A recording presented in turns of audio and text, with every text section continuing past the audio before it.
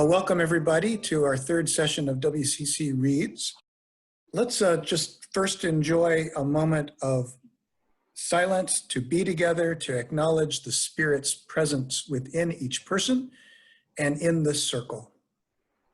The first 2 weeks we were reading our text and looking at the questions and on the study guide for Just Mercy by Bryan Stevenson, and certain questions of what's going on right now in our criminal justice system kept coming to the surface. And none of us are experts, so we thought, let's get an expert. And the John Howard Association came to my mind right away because I've known about John Howard Association for many years, and that's the prison aspect of the criminal justice system. There's also policing. There's the court system, there's the law itself, but the prison part plays an important role in Bryan Stevenson's book and also in the criminal justice system, including the racial inequities that exist within our criminal justice system. So welcome Jennifer Vollen-Katz to our circle today. Jennie will tell us a little bit about the John Howard Association, and also maybe a quick overview, Jennie, of what's going on right now in Illinois jails and prisons. You cover jails as well as prisons? We don't. I mean, we keep track of the jails. We're concerned about what goes on in the jails, but we monitor inside the Illinois prisons. Okay, good to know. Thank you. And then we want to leave as much time as we can for interaction, questions and comments and response to Jennie's visit with us today. Jennifer Vollen-Katz is an attorney and has been the executive director of the John Howard Association since 2015.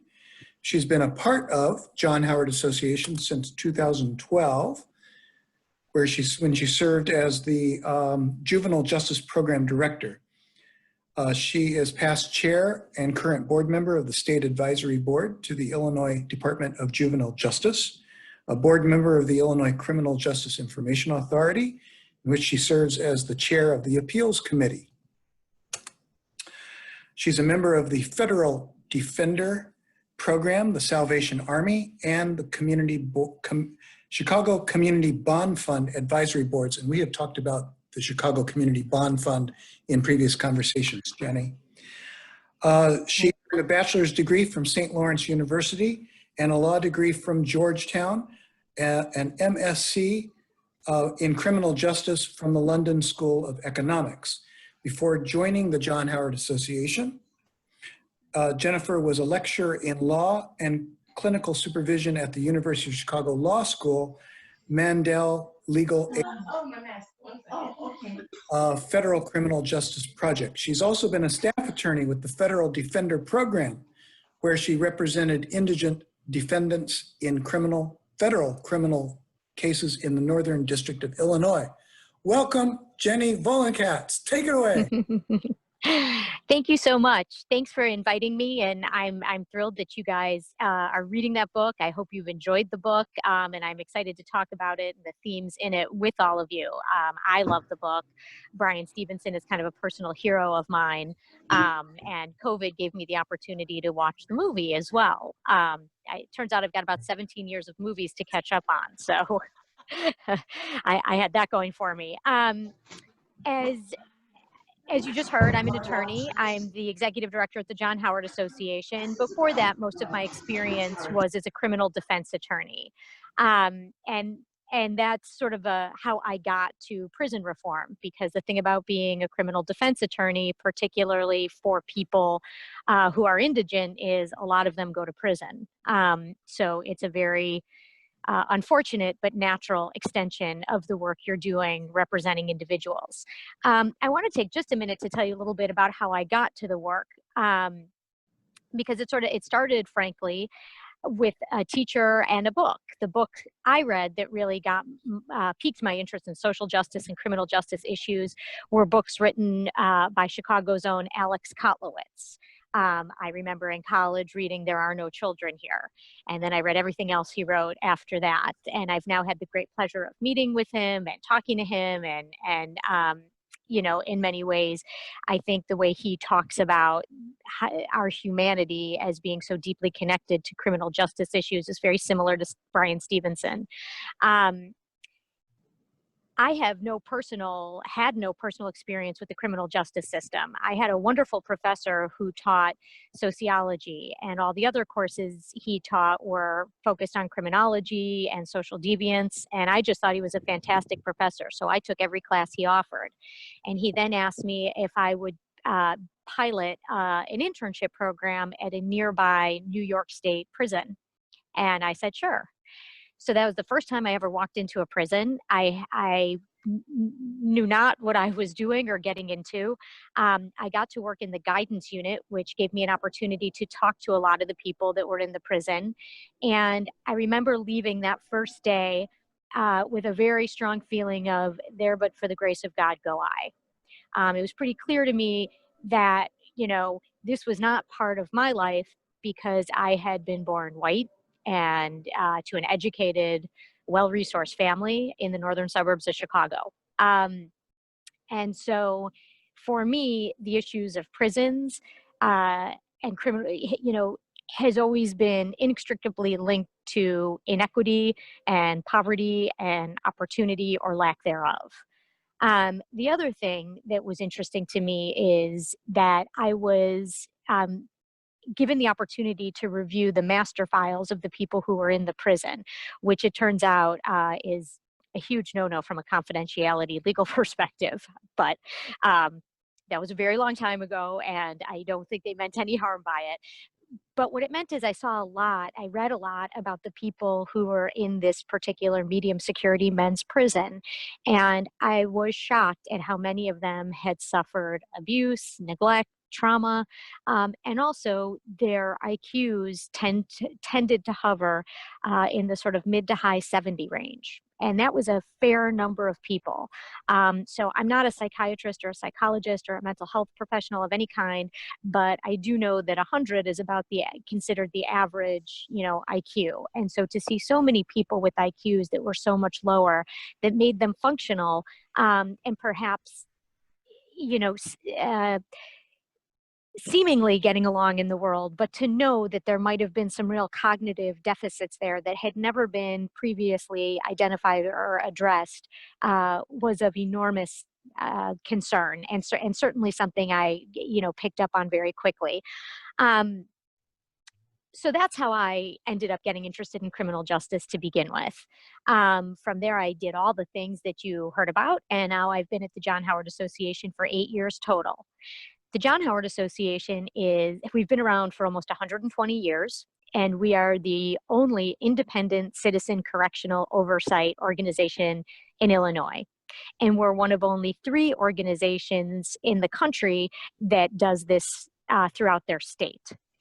And part of, you know, our mission is to try to make a prison system in Illinois that is humane, rehabilitative, safe for everybody that's in there. You know, we are much more of a policy-based organization than I think we've ever been in our history. But our primary purpose, our primary role is to act as a watchdog over the prisons in Illinois. You know, we are the eyes and ears of the public inside the prisons because we believe it is critical for us to know how our citizens are being treated. And, you know, we believe that every person is indeed a person and should be treated like a person no matter what they've done. And so without people going in to see what's happening in prisons, you know, they are often, you know, rife with abuse. And so we hope to act as a check against that and as a reporter to the public of what we see, what we hear, what we learn from the people who are in prison. It's frustrating. We're not statutorily mandated, so our access is given to us by the Department of Corrections. We don't have authority to investigate. So we have this enormous responsibility with very little power, which can sometimes be rather frustrating. However, you know, we take heart in the fact that if we're not in there, and nobody's in there, and we believe very strongly that somebody's got to be there. So that allows us to keep pushing on and doing what we do. Since March 19th of this year, unfortunately, our visits into the prisons have been suspended, as have the visits of families and loved ones, volunteer programming, and indeed program staff who are not part of the prison staff, people that work for universities or other groups that have contracts with the prisons who came in to provide various kinds of programming to the people in prison are also no longer allowed in. So it is harder for us to know what's going on inside, although we have gathered information in a bunch of different ways, including a lot of letters from the people who are incarcerated, and the letters they write to us are privileged. So while we are not their lawyers and we do not do direct representation, they can write privileged on the envelope so that we can act as an outside third-party reporter for emergency situations. And people use that as a way to send us, a lot of information about what's happening inside that they would be afraid to share in other ways for fear of retaliation if their letter was read and their phone calls are listened to. So, what's happening inside the Illinois prisons is not that different from other states. I can tell you a bunch of different things, some of which are sort of contradictory. One is, I think that Director Rob Jeffries is actually doing a fairly good job from an administrative perspective. He is communicating with staff. He's communicating with the people who are incarcerated. There's a lot of memos. We were one of the first states to put data about COVID-19 in our prisons online on the Department of Corrections website. I know that very early on he was preparing for the worst, and I know that he was deeply concerned about the people in prison. Now, the thing about having 32 prisons and thousands of people working for you in those prisons is even if you have the best of intentions and a really good plan, you can't guarantee that all the people who work for you are going to execute as you would like or envision. And I think that that is an enormous problem in the Illinois Department of Corrections on a good day. And the days we've had, in the last, 6-7 months have mostly not been good days in most places, but for sure in prisons. So, we are getting a lot of reports about lack of access to hygiene products, that things that were already limited are even more limited, things like access to clean undergarments, clean bedding, food. It sounds like people are getting less food. The quality of the food is even worse. But the biggest complaint we get, and very regularly and coming frequently from our prisons in the southern part of the state, is that staff are not using PPE, specifically masks. And, when you think about where we are now in the pandemic, if you live in an environment that has been shut off to the public, right, where there's only one group of people that can come and go, which are the people that work there, they're the only vehicle for the virus into the prison. And so when we're seeing outbreaks in the southern part of the state in places where there were no identified cases in the first few months, it's pretty clear how the virus is getting in. And so to think about the fact that there is this population of people who are being exposed to the virus and can do nothing to protect themselves personally, that they can't leave, they can't get away from it, they can't, exercise social distancing in the way that people outside prison can. Their access to hygiene products and masks is limited to what they're given by the prison. You really begin to get a sense of the powerlessness people in prison have, which I think is a really good representation of the inequities that exist, the power structures being what they are, and what that means in terms of people treating people like people or not. So let me quickly wrap up what we do at John Howard, and then I'd love to start a conversation or answer questions however you guys like to proceed. So we go into the prisons and we gather information. We talk to the people who are incarcerated. We do our best to talk to staff. We talk to administrators. We gather data. We pair that with the survey information we collect from people in prison, and the letters we get from them, and the information we get from their loved ones and family members. And from that, we write reports, some of which are based on facilities, some of which are based on policies, and then we advocate for changes. And one of the challenges of the work we do is that we're both very macro and very micro. So on the one hand, we are fighting for a humane prison system, and that's really macro because our prison system is really, really far from that, both in terms of conditions and treatment and focus on rehabilitation. But we are also looking at the very specific needs that people in prison are expressing to us. So for instance, 2 years ago, our huge push was to abolish the $5 copay people in prison had to pay to see a doctor. And it seemed like a very specific issue to some people, but to our constituents, we knew that this was something that mattered daily in their lives, that for so many people in prison, they come from poverty, their families live in poverty, and that $5 is a meaningful amount of money. Maybe I can explain to you what the John Howard Association does is in the course of our conversation. From what little I heard, it sounds like someone asked if we have private prisons in Illinois. I did, and it was answered that there are no Great. private prisons in Illinois. Yeah, and there haven't been. That law was passed a very long time ago, and it's a good thing. And if you want to talk more about the differences, I think the big problem with private prisons is they have a profit incentive. So anytime the money you are motivated by profit when it comes to denying other people their liberty, you make money by denying them good care, decent food, things like that. So it just really kind of incentivizes, frankly, poor treatment, bad behavior, inhumane conditions, and things like that. I was just saying thank you, Jennie, for your introduction. And maybe it's time for some specific questions. We've had one about privatization. Any other responses to Jennie? Questions? By the way, not everybody has read the book. When we heard you were going to be with us, Jennie, I sent out an email to the entire congregation inviting people who haven't read the book as well to us today. So, responses, questions? I have a question. Yes, Mel? Could you enlarge a bit on medical care in prisons? Sure. So one of the things that people sometimes don't think about is when we take away a citizen's liberty, we don't take away their constitutional rights. And so there are certain things people are entitled to, and medical care is one of them. So if you have taken away the opportunity for someone to take care of their own medical needs, you have to provide them with the care that's needed. And, there have been many, many legal fights over what constitutes medical care that meets legal constitutional requirements. And in fact, there is ongoing litigation in Illinois about just that. It's called the Lippert case.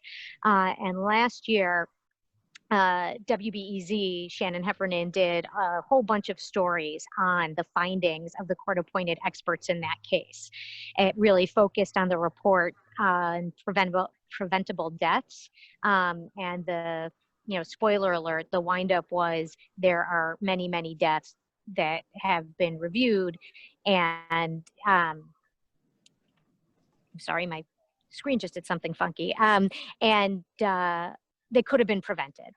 And that's just one indicator of the kind of care people in prison get. So in Illinois, while we do not have private prisons, we do contract with private vendors for certain services, and medical care is one of them. So the contract is with a company called Wexford. They are indeed for profit. And we have long questioned some of their decision making. They also, as a private company, they do not make a lot of information public. We believe that the Department of Corrections should be obligated to provide information that the outside vendor has, because they're in contract with the government agency that has these people in their custody. We haven't won that battle yet. But, what we can tell you is the medical care in prisons is really not very good. There are people who have chronic conditions. The way things are defined varies prison to prison. I mean, one of the big problems that we have throughout our prison system, and this applies to pretty much everything, is a real lack of consistency. Like, I know you'll be shocked to hear that in Illinois, our prison system is rather political. And so what that means is each prison in many ways functions like a little fiefdom. And, sometimes you've got a good warden, a great, who brings in innovative things and you know, it can improve things, and a lot of times it can go the other direction. So, you know, medical care is one of those things that in one prison, you know, you might, let's say you have diabetes. In one prison, they may be very good about making sure you get your insulin, about, you know, all the sort of regular course of treatment, things that you would need and regular appointments, you know, would happen.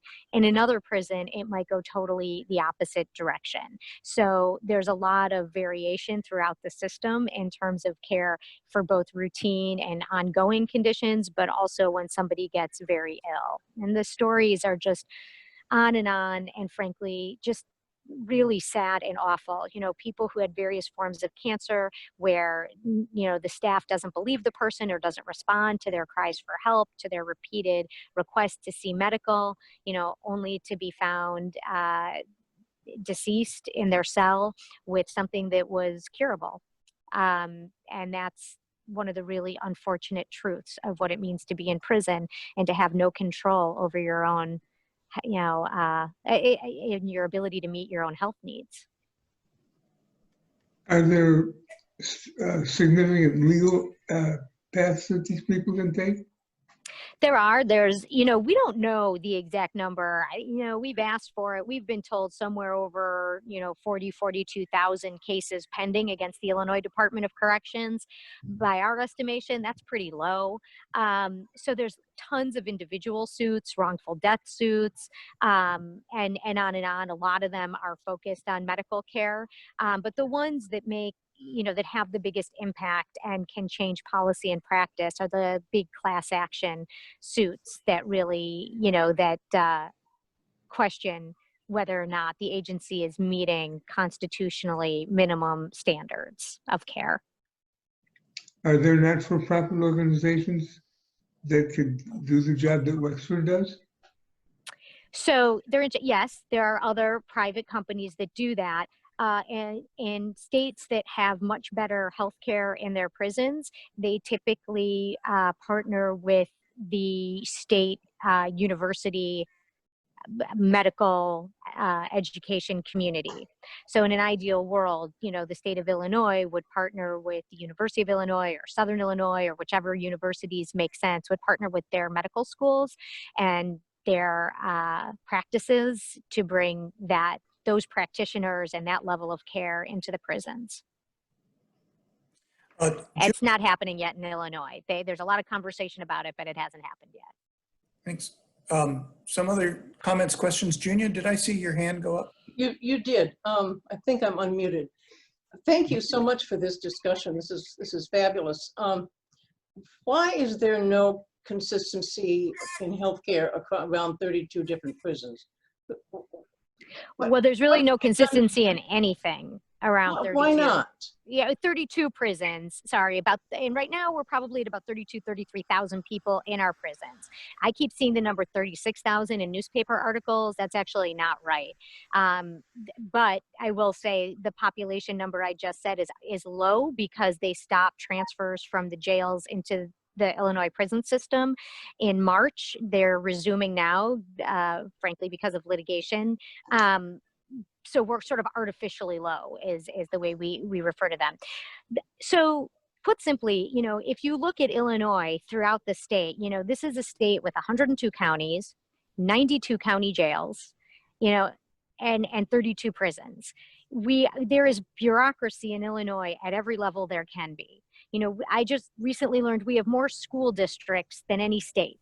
You know, where you can find a layer of bureaucracy, we put it in place. And that holds true for corrections as well. And so, you know, part of it is it's a big state too. And so to be an administrator, to be the director of the department, you can't be in all places at once. And, you know, and as I think we're all pretty well aware, the state of Illinois, I mean, there are such huge variations in perspective and politics and approach in different parts of the state. You know, Chicago might as well be its own state as compared to Southern Illinois. The thinking is so very different, and the desires and the needs of the communities are so very different.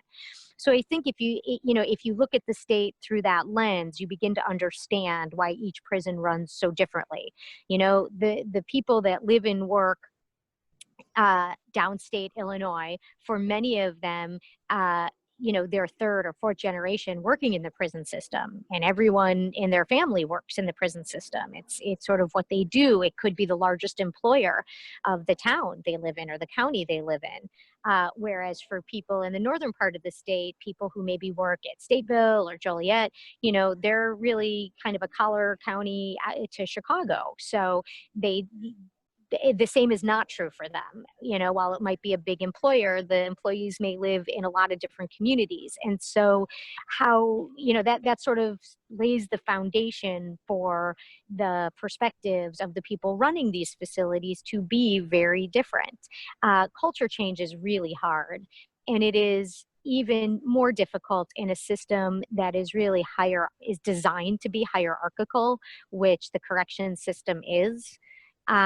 And I think that, in the same way we see these issues with policing, you have very much a disenfranchised population that is overwhelmingly minority, who are the inmates. And then you have majority white guards, and so many different social factors are feeding what we see inside prisons. And then by being scattered geographically and being hard to have unified management over, they're really all left to their own devices at a certain level.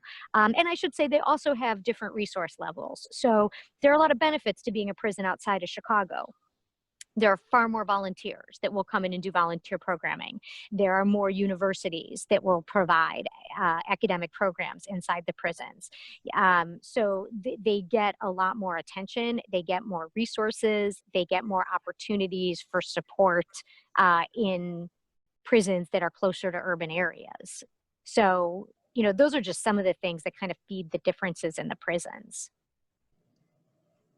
Thank you. Andrea and Colleen.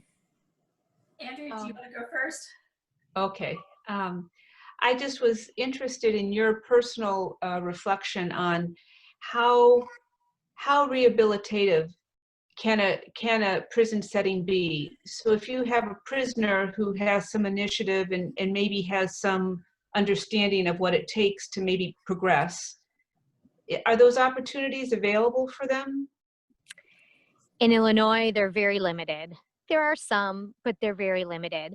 I think you hit on a really great point, which is in general, the way our prisons are designed, they're simply not rehabilitative. Right. The way I think of it is so many people who end up in prison, have ended up there due to mental illness, substance abuse disorders, trauma experienced early on in life, lack of opportunity, poverty, cognitive, developmental issues, inability to hold down a job, some things that are within someone's control, a lot of things that are not. But either way, there are people that don't come typically from the most supportive, well-resourced backgrounds and environments. And to me, we're taking someone from a situation that was likely, pretty bad, and then we're putting them into something that's worse, which is a prison environment where people are treated poorly, where they have very little opportunity to grow, to find rehabilitative programming and treatment. And then we put them in these tiny, awful cells and treat them inhumanely and put them in conditions that are really not fit for human habitability. And then we expect them to do better, when they're released. It's crazy. You can't sort of lock someone up in a cage, treat them horribly, and then say, oh, now that you're leaving, do better. I just think that that's such bizarre thinking on our part that it's going to be that we think there might be a successful outcome from that series of events or from that way of doing business. If you look at some of the European models like Germany, like Norway, their prisons really are designed to be rehabilitative. The environments look more like a college campus than a prison. People can wear their own clothes. People make their own meals. They're encouraged to learn some independent skill sets so that they can take care of themselves. There is a lot of treatment available to them. the staff that work inside these European facilities, you know, have to pass a lot of tests, and they train for many years before they can go to work in these environments. And they are much more focused on mental health and rehabilitation than they are on punishment and discipline. You know, I will say in Illinois, we've made some improvements. We have a facility called the Kewanee Life Skill Reentry Center in Kewanee, Illinois. It actually used to be a youth facility. It was really not well suited for that. It was one of the worst juvenile facilities that we had for a variety of different reasons. But compared to the adult prisons, it's actually much newer. It's a much nicer environment, quite frankly, than the vast majority of adult prisons we have in Illinois. And by focusing on programming, on life skills, and by giving the people in that facility much greater independence, these are people that, you know, can walk to different programming or to and from their cell on their own. They can pick up the phone and call the medical unit to make their own appointments, all of which is sort of unheard of in other facilities. And the people there, by and large, are much happier than they are in other facilities. And interestingly, you know, the behavior is much better. They have far fewer incidents that require discipline, far fewer assaults than any other facility. So there is this correlation between how we treat people and how they behave. You know, when you treat people well, when you give them things to do, the whole tenor of a facility changes. May I just make a follow-up comment? Yeah. Unfortunately, way back when, in a different era, I had the occasion to visit an extended family member in a county jail in Oklahoma. And I was naive, and I was so shocked when I saw this. The guards were taking me up 2 or 3 levels, and I had to go on an elevator, but some of the prisoners were getting on the elevator as well. And they all had their they were all handcuffed together. And they were made to face the back of the elevator. I could look out, but they had to face the back of the elevator. And it really made me mad. I'm thinking that, you know, that's just a small little indignity. But if you go through that 80 times a day, what does that do for you? Yes. I mean, I think that is very perceptive, and I think that's exactly right. I think it is all the little indignities day in and day out, you know, that conspire to really be sort of the undoing of humanity in any kind of carceral setting. Thanks. Colleen? Well, Andrea touched, one of my questions was going to be rehabilitation, but can you tell us the average age of an inmate in Illinois prison? I think it is it's somewhere in the their late 20s or early 30s, somewhere between 28 and 31 is sort of the average age. But the majority of people, but it gets skewed, right? Because you have a pocket of people that are very young and a pocket of people, a larger pocket of people that are very old. And in the middle, your greatest concentration of people are in their mid-20s. So we have more kind of 24-year-olds in prison than most other age groups. You know, 16, 17, really people pinpoint 18 to 24, which we've come to call the emerging adult group. They are the people that are statistically commit the most crime, are most likely to be in prison, represent the greatest number of people in the prison population.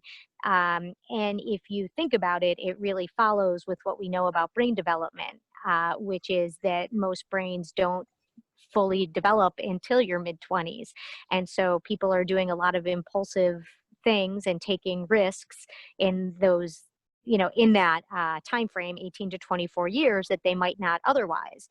The other thing you find is that people age out of crime. I've heard so many people in prison say, older gentlemen usually, that, you know, crime is a young man's game. And to a certain extent, the research bears that out.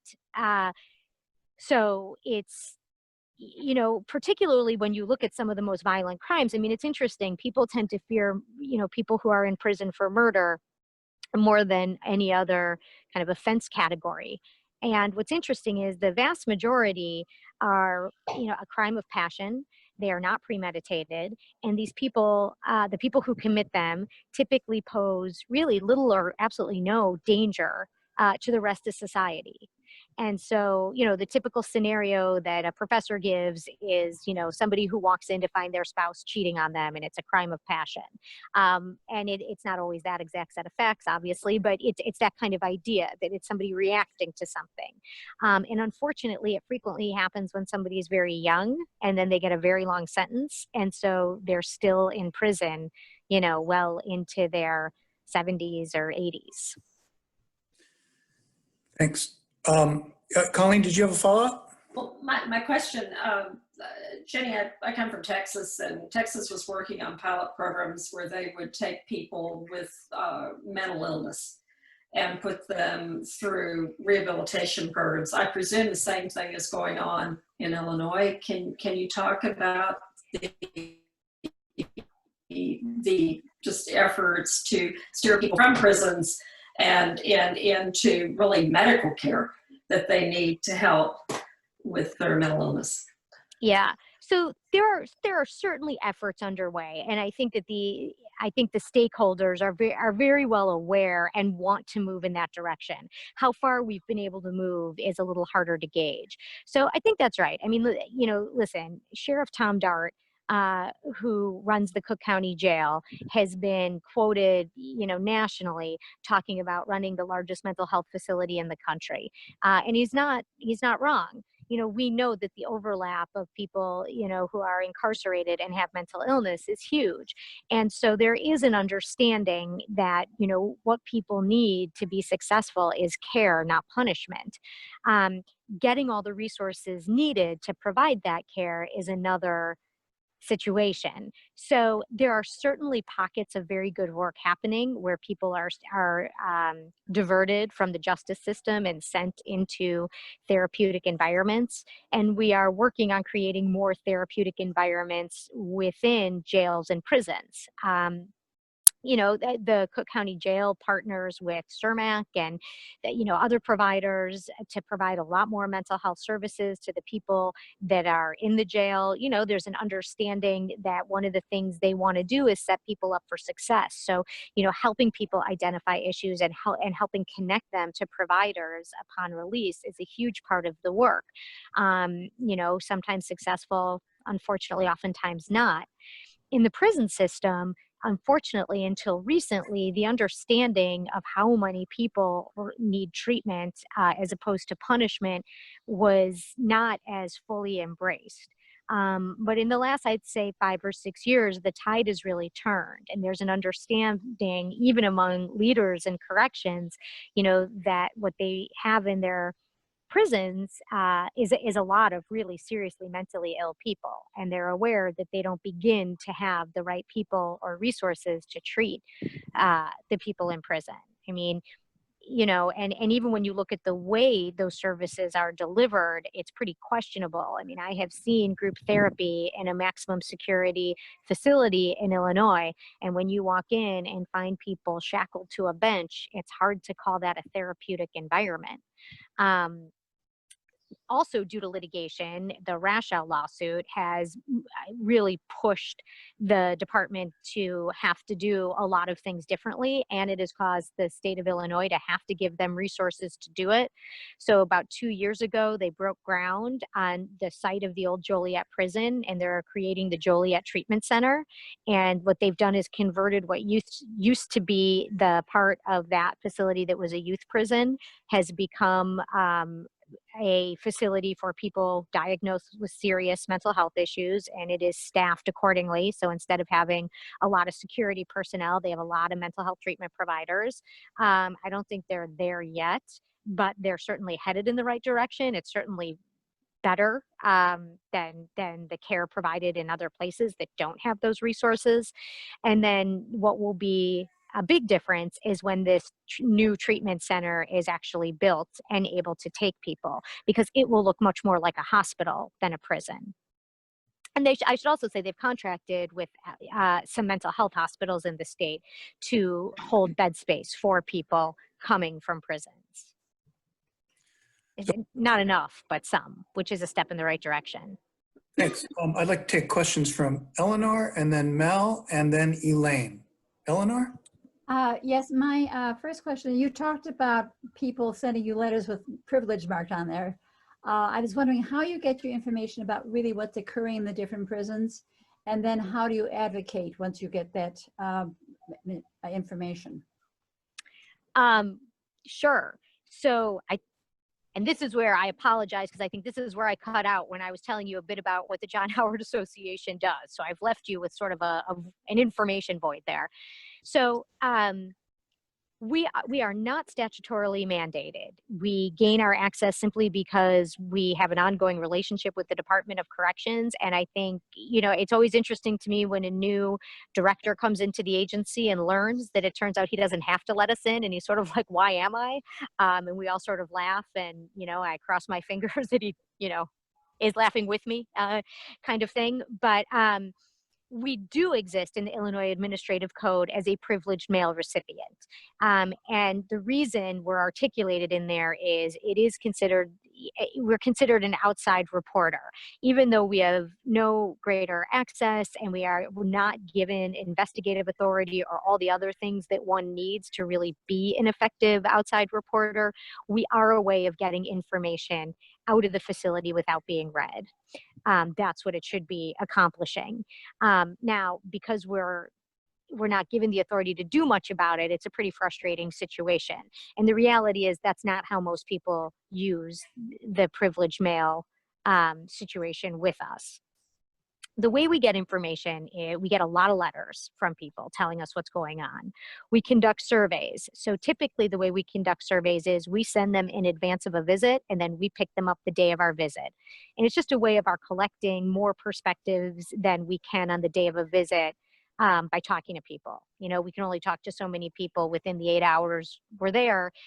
So this allows us to collect perspectives, experiences, thoughts from as many people as want to participate, because everybody is invited to participate in the surveys. We hear from loved ones, we hear from family members.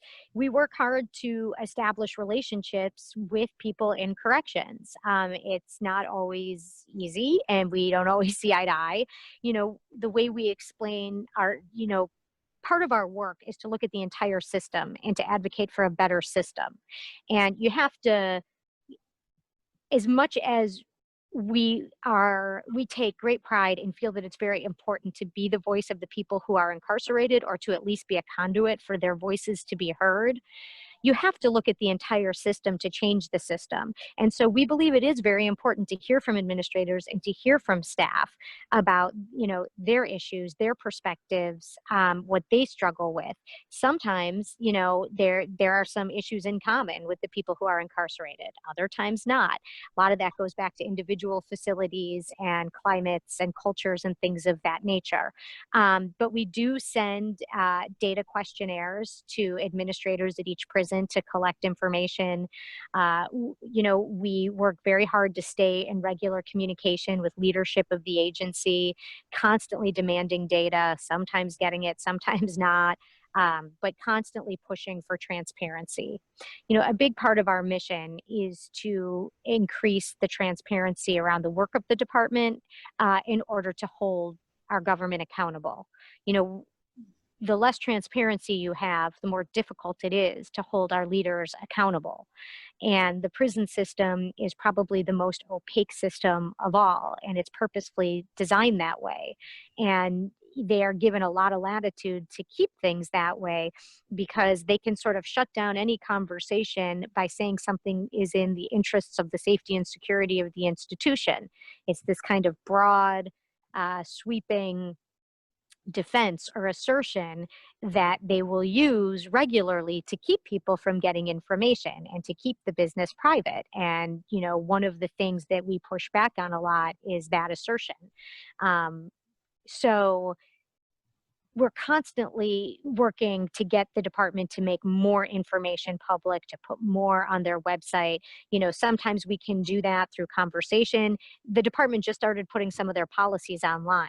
That came from a conversation we had with the director when he first started last June. He said, you know, I asked him for policies, and he looked at me, he's like, well, can't you get those online? And I looked at him and I said, no. He's like, wait, so the policies, the agency's policies, they're not available to anyone? And I said, no, we have a bunch of them because we've asked for them. And he was like, he was surprised to hear that. And so anyway, they haven't gotten very far, and then they moved into emergency mode. So there's only like 5 on there right now. And I keep reminding him of that. But to be fair, they've got a lot of other things that need attention right now. But that's the sort of thing. Sometimes people don't even realize what they're not doing or what they haven't made publicly available. And, you know, we push on that.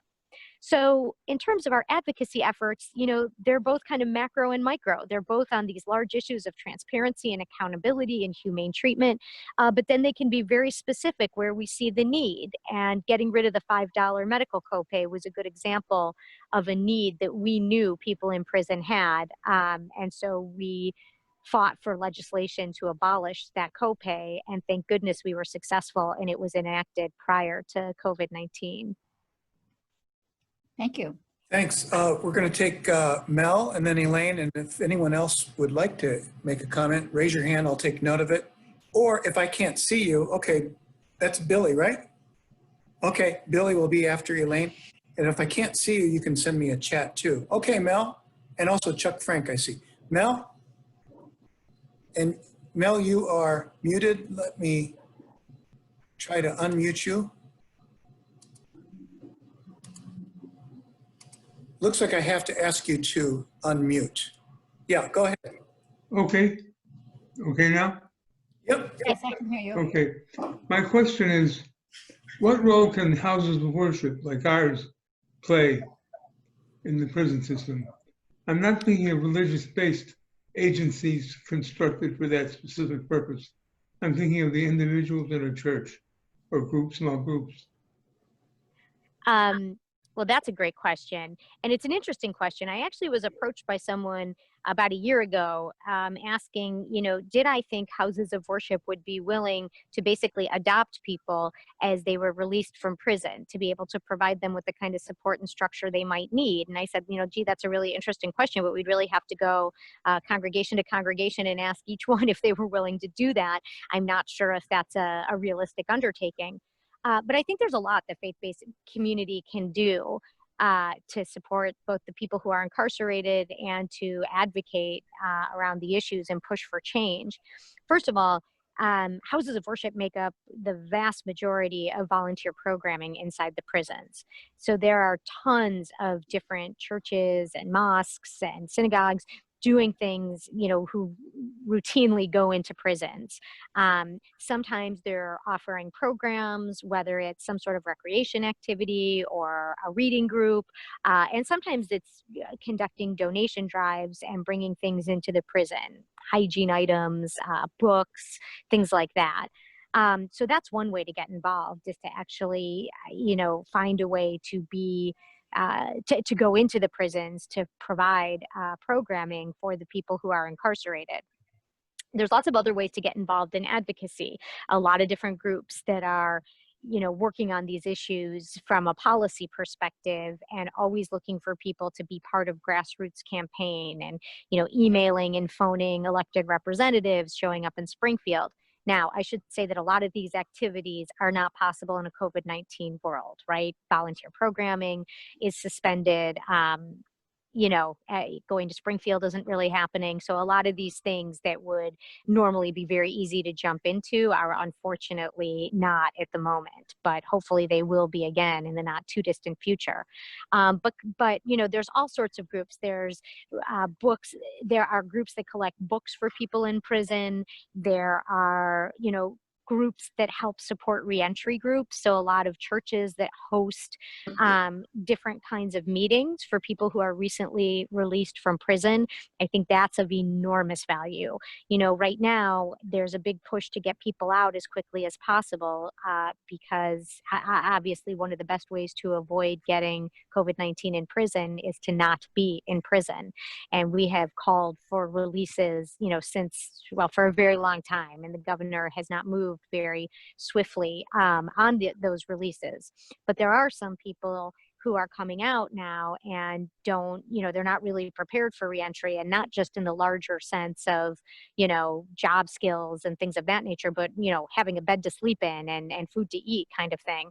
And so there are different houses of worship that are stepping in to fill those gaps and provide the kind of support people need immediately upon release. So that's something that can be done. And there's also ways, if it's not possible to sort of take something like that on, ways to partner with other groups that are, to provide the kind of support those groups need to help people who are coming out of prison and meet those needs.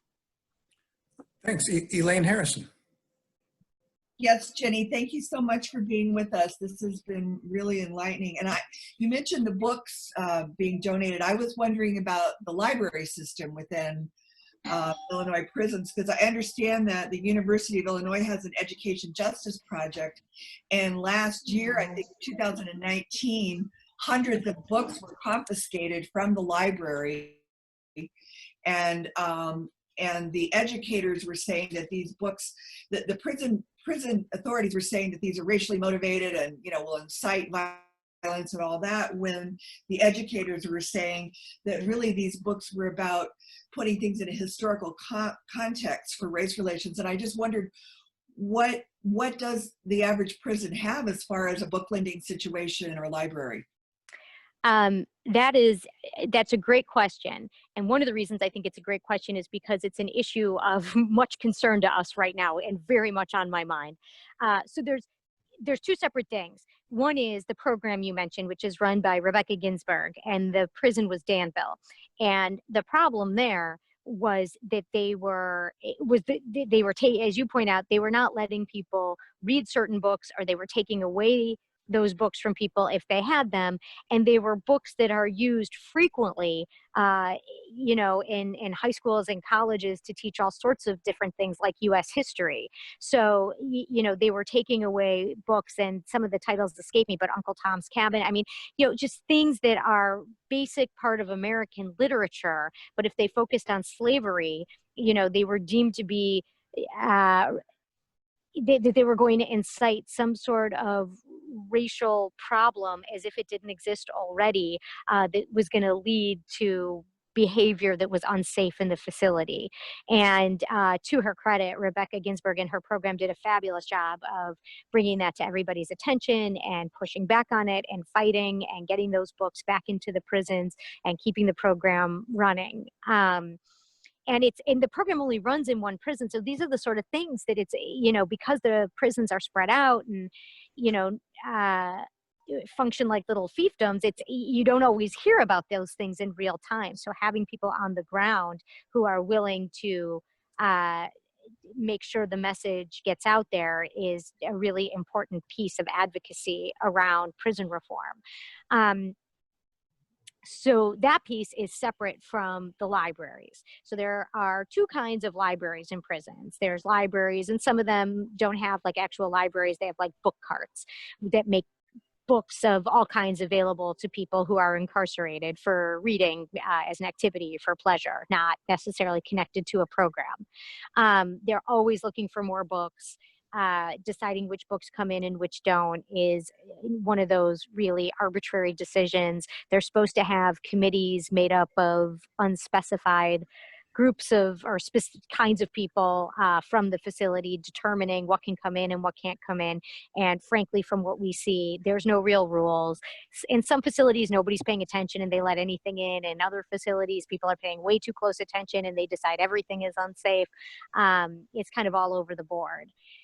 The other kind of library is a law library. And that is the one that I am particularly concerned about in all prisons right now, because law libraries are what give people in prison access to the courts and the laws. That's how people are able to do their own research. That's how people are able to possibly learn of recourse available to them that they didn't know they had. And when you don't have robust libraries with easy access to information, and you don't have those library staffed with professionals like paralegals who can guide people in doing the legal research, that's an enormous problem. And that's a problem that we have. Now, again, people aren't going to the law libraries at all right now, or they're going, but in very limited amounts because of COVID and because of movement throughout the prisons. But one of the things that I have brought to the attention of different stakeholders and state leaders is, in the state of Illinois, we do not have any kind of prisoner legal aid or legal assistance. It does exist in other states. And it's separate from a public defender or an appellate defender. It is lawyers that are available to people who are incarcerated to pursue civil claims, so that there is an attorney available to someone if they think their civil rights are being violated. They have the opportunity to consult with a lawyer about that and file a lawsuit if they think that's necessary. We don't have that in Illinois. So two things happen. One, we get a lot of letters from a lot of people looking for lawyers to represent them, and there's no one mandated to necessarily do it. There are a lot of claims that go into the courts in Illinois, really kind of clogging the system. And what tends to happen is, when a judge comes across a claim they think is credible, then they'll appoint attorneys to represent someone. But a lot of this could be done more efficiently by having an office available to people to answer their questions and provide them with information, so that we wouldn't have all these lawsuits filed. And then the ones that were filed, had already been reviewed by an attorney for their merit. It would be much more efficient and sensible and, frankly, smart for all of us, not just the people who are incarcerated.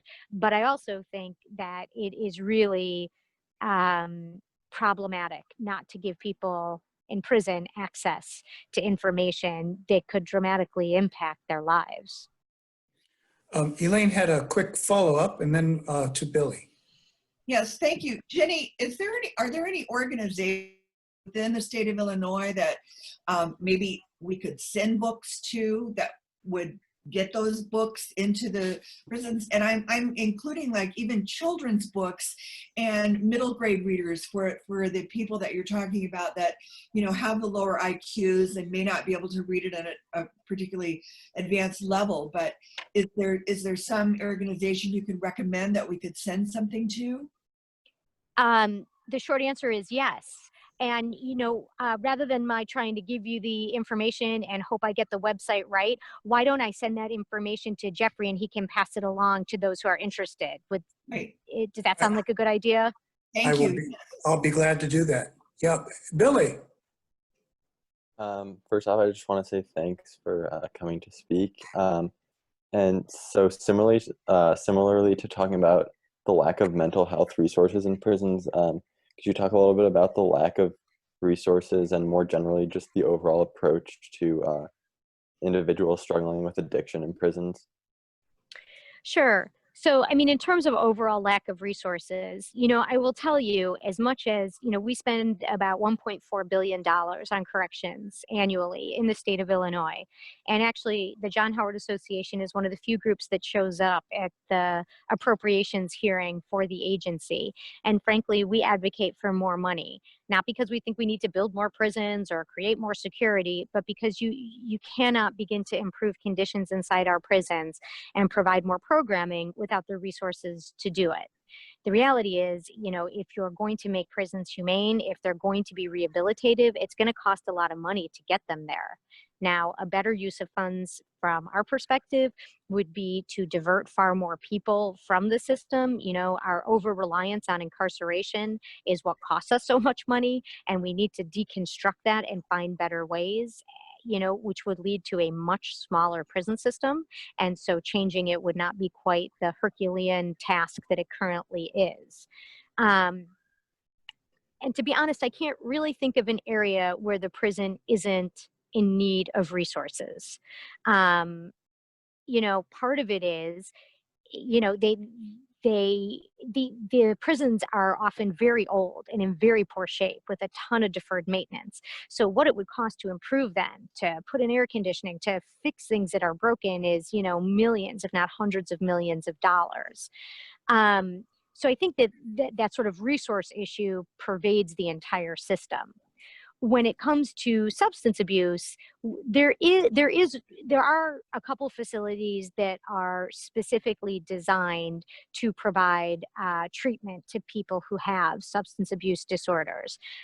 Sheridan Correctional Center is one of them, and actually they do a pretty good job of providing people with programming and with treatment. The problem is how much is available. Is everyone who needs it getting it? The answer is no. Are they successful in linking people to the kind of supports they need when they leave prison? The answer is typically no. In Illinois, we have parole agents that really function as surveillance, not support systems. And people who leave prison by and large aren't looking to get themselves more surveilled, right? And so we find ourselves in a difficult position where we're telling people to get treatment, to get help, but they're feeling pushed into things, or like they're not getting support, they're just being watched.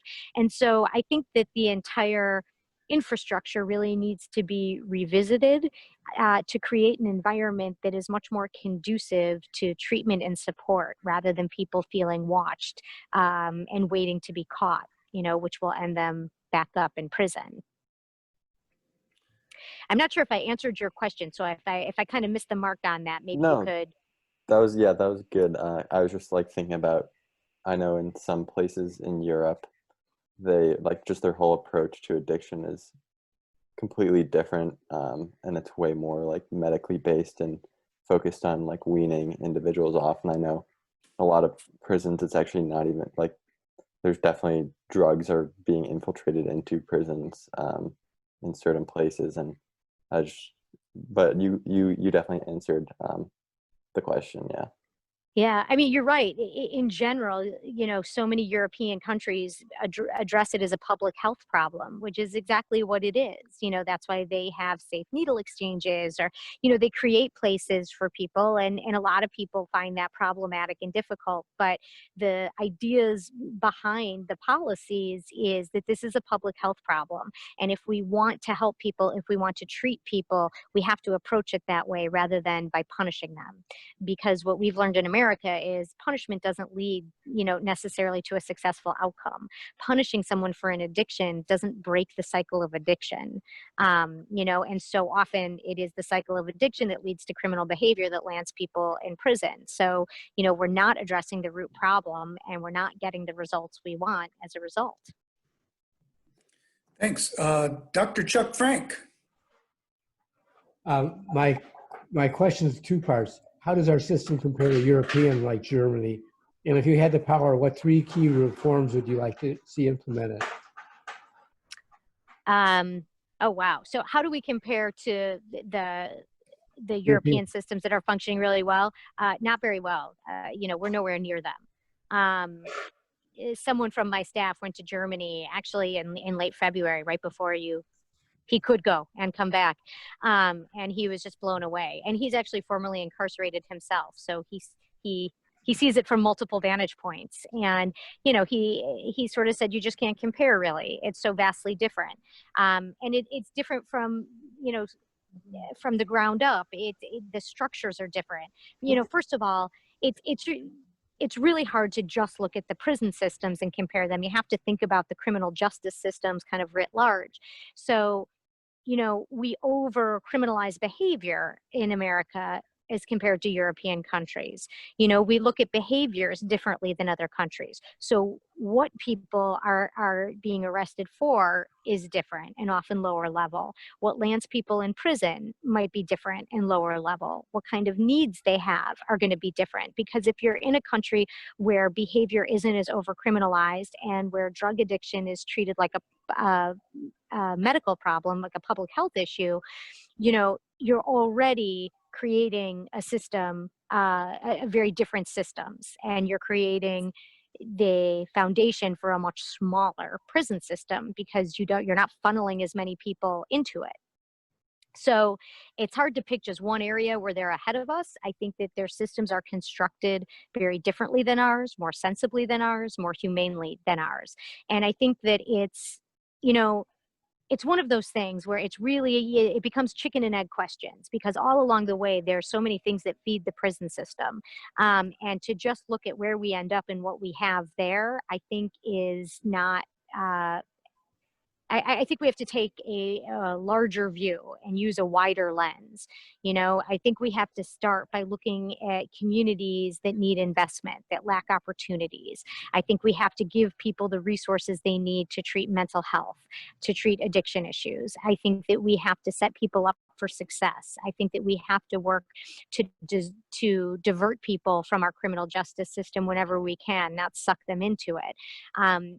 You know, and from there, we would be working with a much smaller population of people then who would be in need of or deserving of some kind of punishment. And then I think we need to think a lot about what that punishment looks like.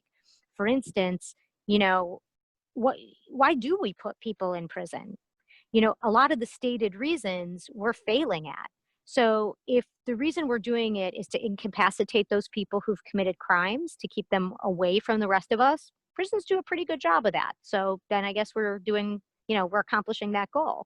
If we're doing it to rehabilitate people, we're failing miserably.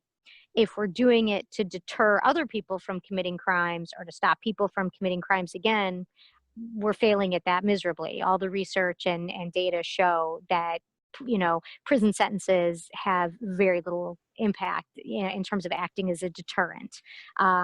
So understanding fundamentally, you know, what we're criminalizing and why we're criminalizing it, you know, has to be part of the conversation.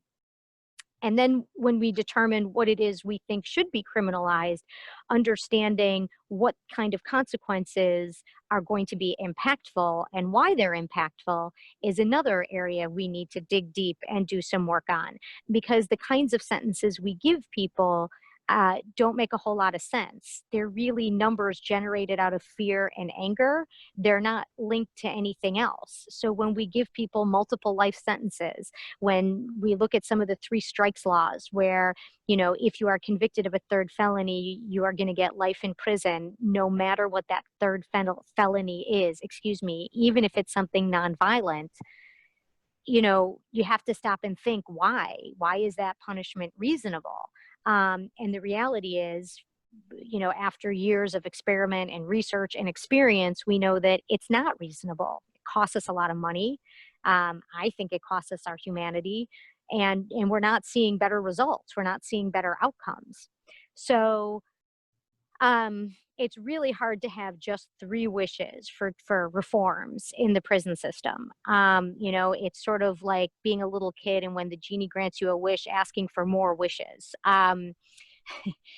So, you know, I think that what I would say overarching is, you know, we would have to review certain systems as they currently exist in order to have a better prison system. So I would wish that we would totally revisit sentencing. I think our sentencing structure in Illinois and throughout the United States is severe. I think it's unnecessary. I think it's overly punitive, and I think it costs us a lot of money.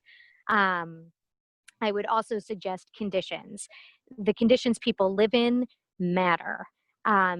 And by and large, prisons certainly in Illinois and throughout the country are not places we invest in. And so we lock people in places that are frankly just horrible, really horrible. And I think that that's just not okay. And that's something that has to be addressed.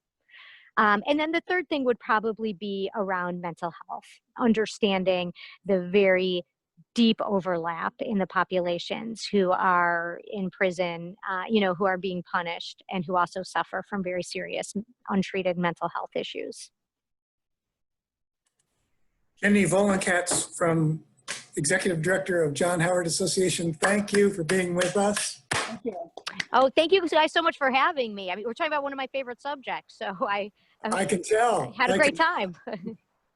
Every faith, wisdom, and spiritual tradition honors the concept of compassion to all beings without exception. And that includes the people that are often not in our awareness or are looked down on. This guy, Jesus, said, prison, and you came to visit me. This is putting that scripture into practice. If any of you have questions for Jenny that you still have in mind, send them to me. And if it's okay with you, Jenny, I'll send them on to you by email. Is that all right? Absolutely. Okay. And everyone should feel free to go to our website and check out the John Howard Association. There's lots of different ways to reach us there. If I can answer other questions or you're interested in finding out more about what we do, please, we would love to hear from you. And if I could take a real quick poll among those who are here today, obviously.